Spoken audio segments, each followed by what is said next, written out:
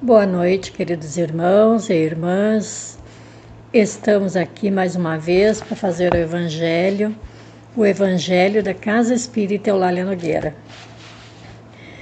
Pedimos aos irmãos que elevem seus pensamentos a Deus e a Jesus, as falanges espirituais que irão nos auxiliar nesse trabalho de hoje.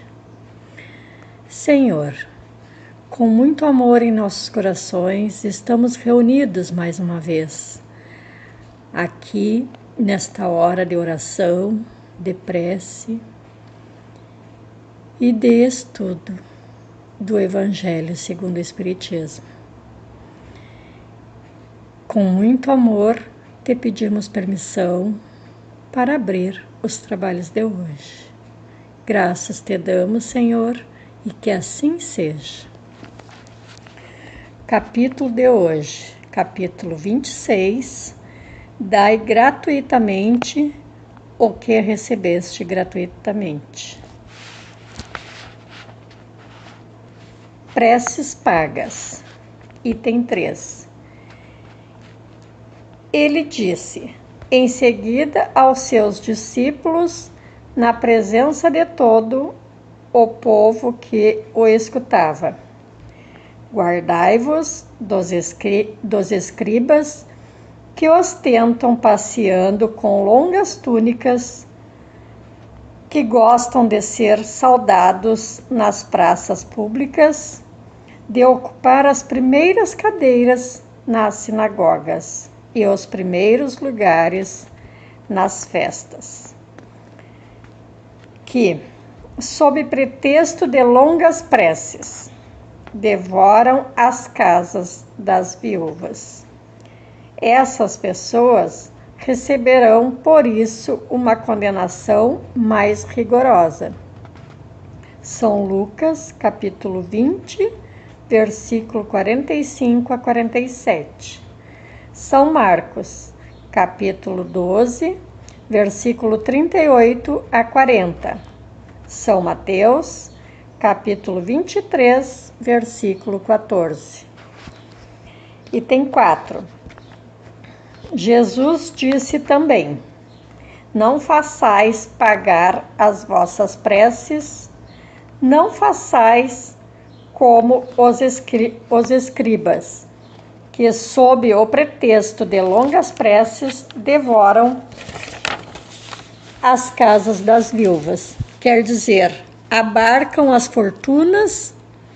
A prece é um ato de caridade, um impulso do coração, fazer-se pagar pela que se dirige a Deus por outrem, é transformar-se em intermediário assalariado à prece. Então, é uma fórmula cuja cumprimento se proporciona a soma que ela rende. Ora, de duas uma: Deus mede ou não mede suas graças pelo número das palavras? Se são necessárias muitas, por que dizê-las poucas ou quase nada? Porque por aquele que não pode pagar. É uma falta de caridade. Se uma basta, o excesso é inútil, porque pois fazê-las pagar é uma prevaricação. Deus não vende os benefícios que concede.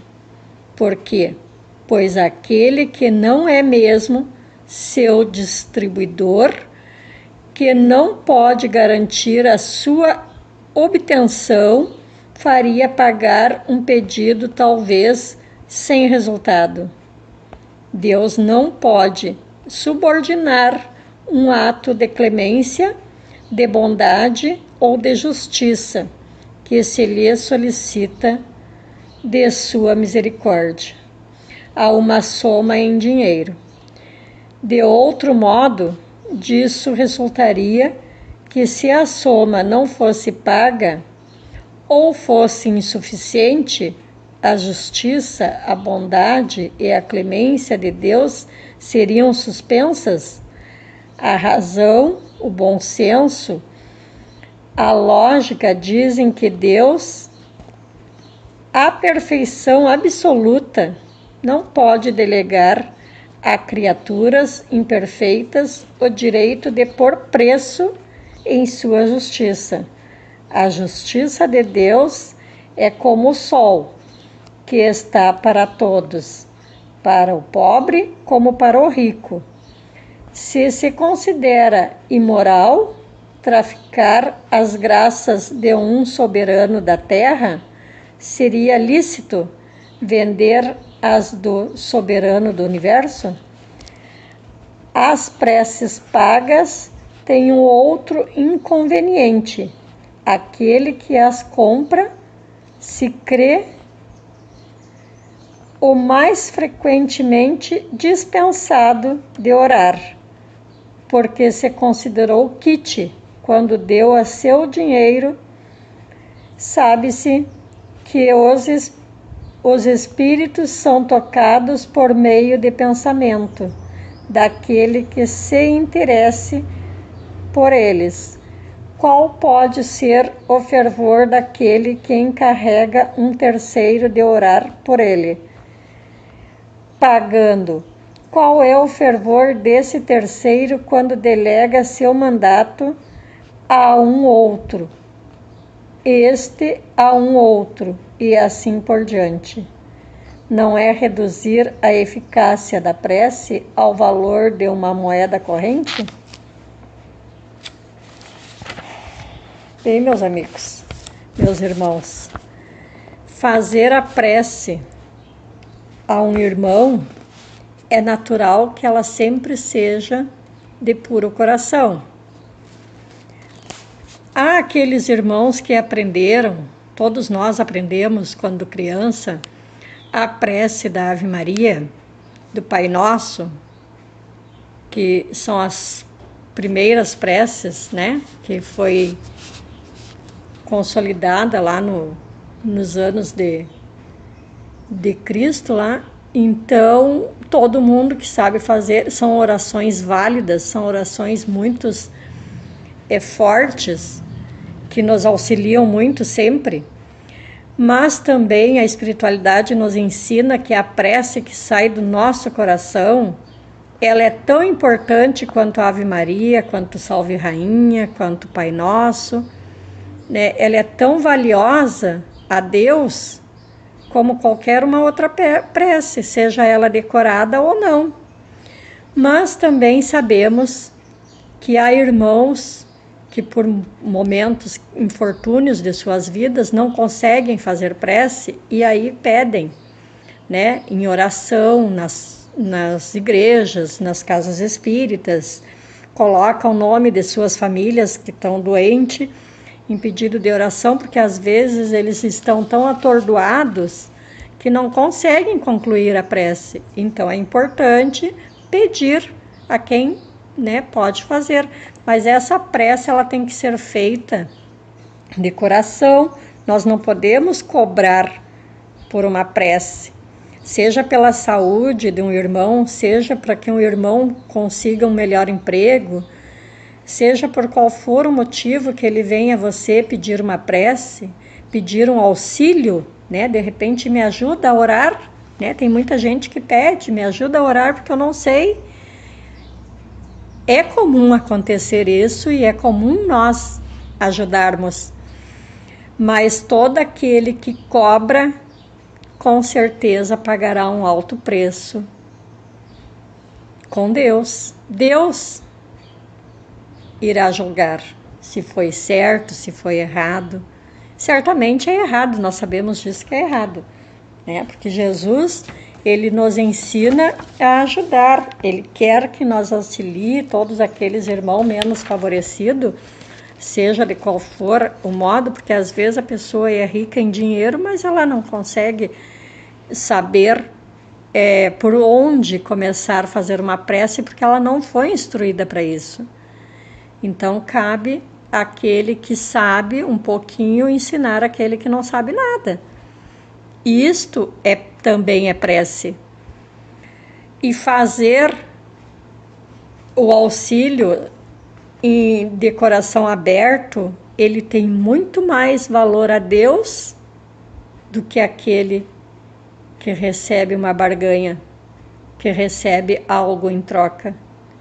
Auxiliar nossos irmãos, ele tem que ser feito sempre com o coração e nunca com a garantia de ganhos futuros.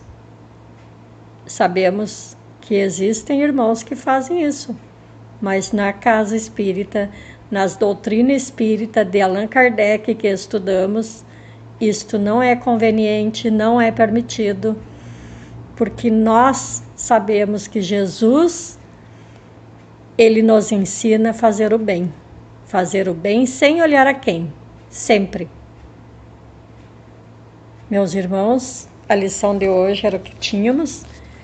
Eu convido vocês para que nós possamos elevar o nosso pensamento a Deus e fazer a nossa prece de coração. Vamos auxiliar a nossos irmãos, todos aqueles que nos pediram uma oração, porventura que não puderam fazer sozinhos. Mas aqui, meus irmãos, é Jesus que nos olha e nos confere. É Ele que nos aprova e desaprova. Senhor, Deus Pai Todo-Poderoso, Jesus Cristo, meu irmão e mestre, agradecendo a oportunidade de fazer esta prece, pedimos auxílios a todos aqueles nossos irmãos que pediram orações para filhos, mães, pais, amigos que estão na lista do Evangelho desta noite. Que cada um receba em seus lares, de coração aberto, os fluidos benéficos que o Senhor tem para cada um deles, conforme seu merecimento. Seja fluidos medicamentosos, fluidos de energia, fluidos de luz, fluidos de sabedoria, que eles recebam com muita gratidão em seus corações. Pedimos também, Pai, por todos aqueles nossos irmãos que estão nas casas de socorro, nas santas casas, nas UTIs. Pedimos pelos nossos irmãos que estão nos asilos, nas casas de repouso. Nossas crianças que estão nos orfanatos, nas moradias, que elas recebam um pouco de alento, um pouco de amor. Pedimos também pelos nossos lares, nossos familiares, por todos que a nossa casa adentrarem, que saiam mais fortalecidos com as bênçãos que nossas casas receberão.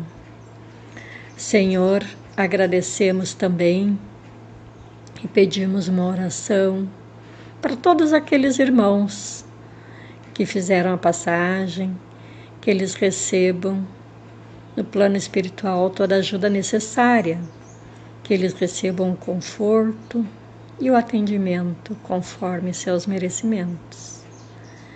Ó Senhor, pedimos por uma bondade de acréscimo, que o Senhor possa nos abençoar nossas águas em cima das mesas, nas prateleiras, nas geladeiras, colocando todo o medicamento, toda a bênção que nós merecermos, todo o amor que nos cabe hoje, Senhor. Eu agradeço a oportunidade de fazer este Evangelho de muita luz, de muita paz. Eu agradeço por mais uma vez participar aqui deste Evangelho. Agradecemos também, Senhor, a oportunidade de estarmos começando mais um ano e que esse ano nos traga muita luz, muito discernimento, muita paz, muita harmonia, muita sabedoria, para que todos se levantem olhem para frente e saibam que podemos sim ajudar e abençoar nossos irmãos, porque o Senhor nos permite fazer. Graças te damos, Pai, e que assim seja.